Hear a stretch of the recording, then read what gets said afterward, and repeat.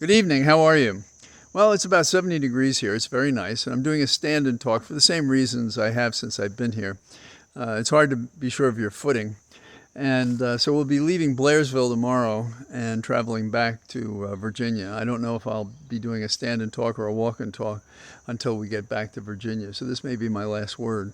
Blairsville is a very charming place in Georgia. You should think about coming down here. It was not affected by the recent hurricane. That's not to say it won't be affected in the future, of course. And so you just have to watch the hurricane season. We have observed the people here trying to help each other and inviting people to act, not just talk about it. So instead of blowing smoke in the air, do what you can to be helpful. And we've seen some restaurants putting together stuff for the people who are suffering.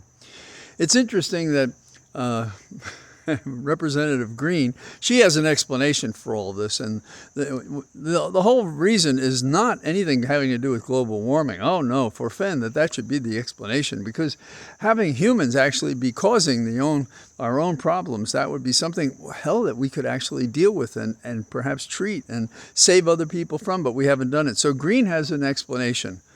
We can make the weather do whatever we want. I don't know. Some people should wear those shirts with long sleeves tied in the back and, not given an opportunity to talk, although I'm against censorship.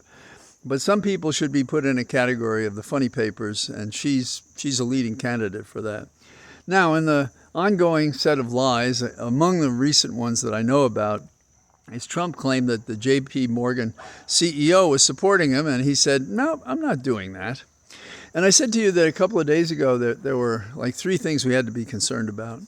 One was the weather, and Biden and his team and FEMA and local people and governors and people on the ground are dealing with that.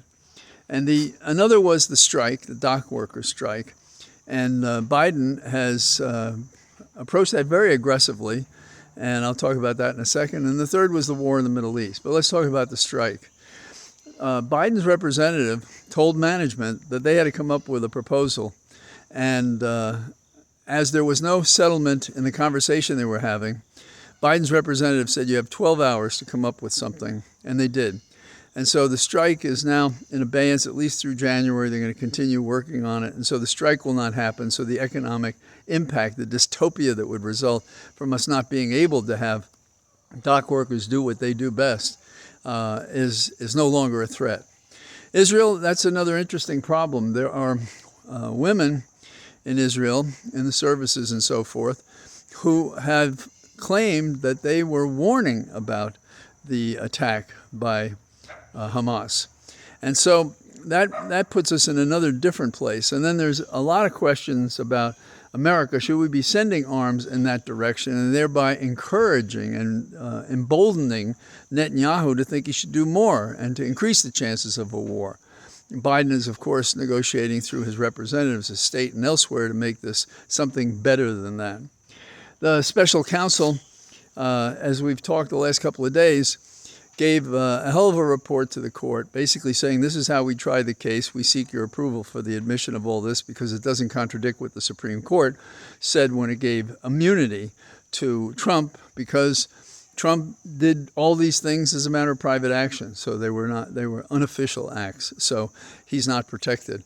But bits and pieces are coming out, and I won't go into them because it's so much more efficiently done in the papers themselves. I posted the report, 165-page report, and the Washington Post today had a decent summary. And among the things that I find interesting were the statements by Bannon that Rudy Giuliani should take over as lawyer because he was the only one who would keep pushing it.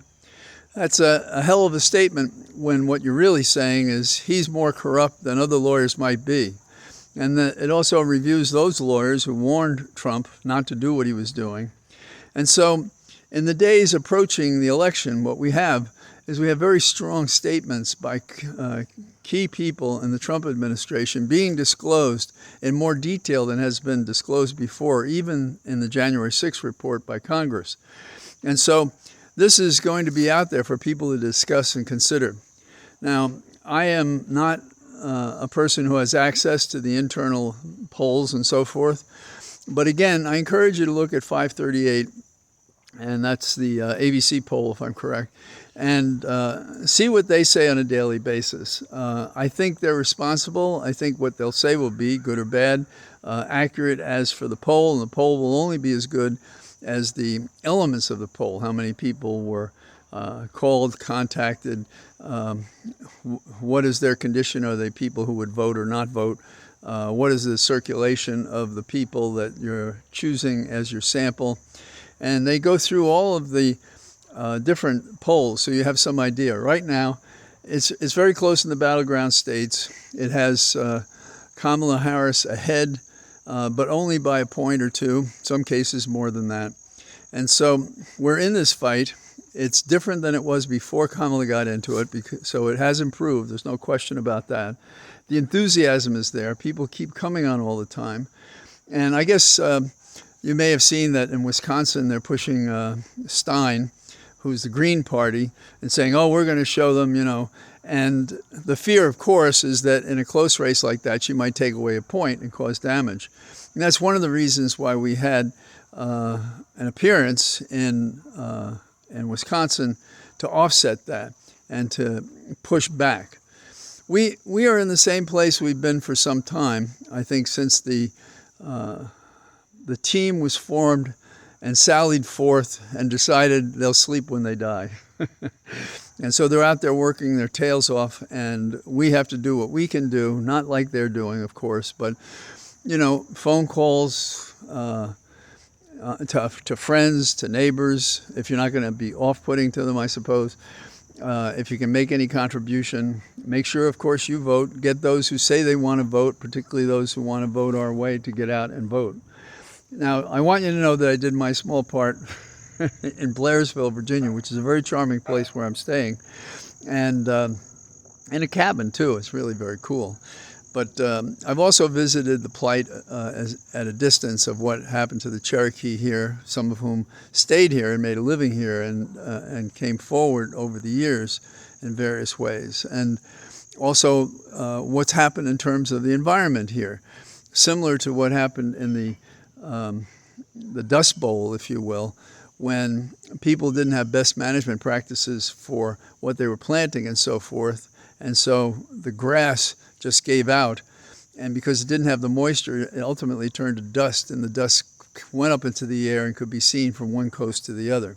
It wasn't that bad here, but they found that they couldn't use the farmland. And so this is a place with those magnificent trees. I've sent some pictures up.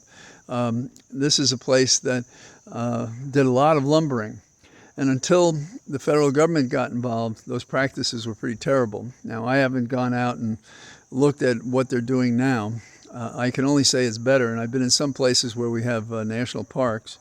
And those of you who are over a certain age, and I don't know what it is, if it's 50 or 55, you can get a card and appear in any park for free. And I would encourage you to go to the parks, and if you're going to do that, get yourself one of these cards. And I don't remember if they cost anything or if there's a one-time charge, but after you make a contribution or something, you're there forever. So what was my contribution to the debate today? Well, another man might be embarrassed by this, but not I. We were passing an intersection that was pretty busy, and people were backed up by cars waiting to make the turn into an oval. And these people were cheering on Trump. Now, I'm in a place where most of these people are for Trump. But it struck me as very strange that two women are protecting Trump, which has always been strange to me. I don't understand it. It's so counterintuitive.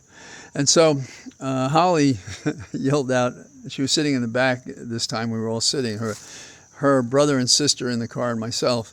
And so she was sitting in the back and she opened the window and she said, she's for Harris. So I opened the window, I rolled it down, and I addressed them in my prosecutor's voice. I said, how can you women turn to Trump as your protector? Is that what you're doing with Trump? You know, and I said a couple of things, and they didn't know what to say and so forth. And nobody charged my car and did anything strange.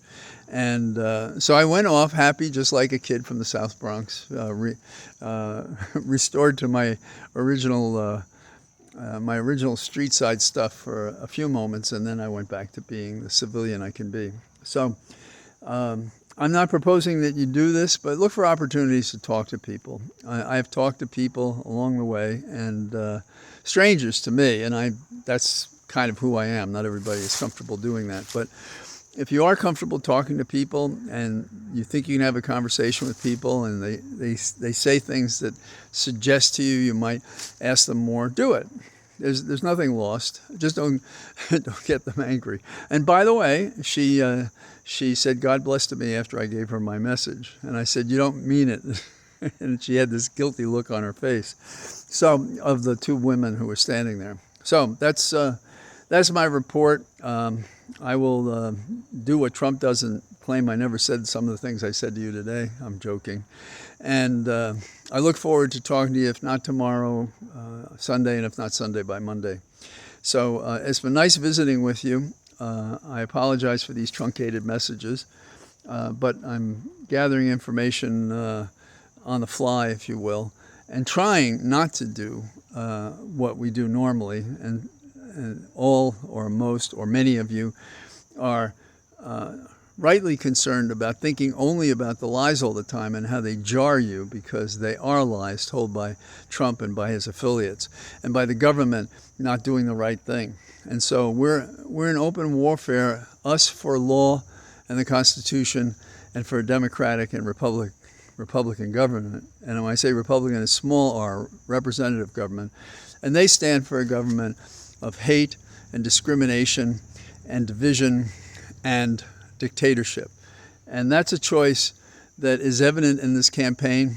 And if this guy wins, hook or crook, and I think crook is the only way he can win, we will be in for a sorry state of affairs going forward for some of us the rest of our lives. So that's what I got to say. Have a good evening, and I look forward to talking to you tomorrow or Sunday and certainly Monday. Bye-bye.